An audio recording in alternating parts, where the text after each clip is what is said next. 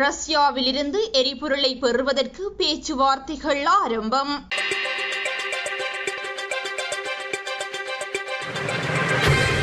ரஷ்யாவிடமிருந்து எரிபொருளை பெற்றுக்கொள்வதற்காக தற்போது ராஜதந்திர மட்டத்திலான பேச்சுவார்த்தைகள் ஆரம்பிக்கப்பட்டுள்ளதாக அமைச்சரவை பேச்சாளர் அமைச்சர் நலிந்த ஜியதிச தெரிவித்துள்ளார்.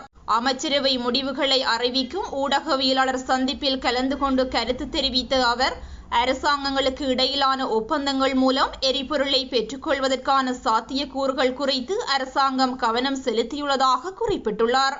ரஷ்யாவின் எரிசக்தி பிரதி அமைச்சர் விரைவில் இலங்கைக்கு வரவுள்ளதாகவும் இதன்போது இது குறித்து விரிவாக ஆலோசிக்கப்படும் என்றும் அவர் தெரிவித்துள்ளார். இலங்கைக்கான ஈரான் தூதுவர் எரிபொருளை வழங்க தயாராக இருப்பதாக தெரிவித்தமை குறித்து கருத்து வெளியிட்ட அமைச்சர், அந்த முன்மொழிவை வரவேற்பதாகவும், இருப்பினும் கப்பல் வசதிகளை கொண்ட நாடுகளே அத்தகைய வாய்ப்புகளை பயன்படுத்த முடியும் என்றும், இலங்கைக்கு தற்போதைக்கு அந்த வசதி இல்லை என்றும் சுட்டிக்காட்டியுள்ளார். தற்போது பல எரிபொருள் முன்பதிவுகள் வழங்கப்பட்டுள்ளதாக குறிப்பிட்ட அவர், அவற்றில் சில எரிபொருள் கப்பல்கள் எதிர்வரும் ஏப்ரல் மாதத்தில் நாட்டை வந்தடைய உள்ளதாகவும் தெரிவித்துள்ளார்.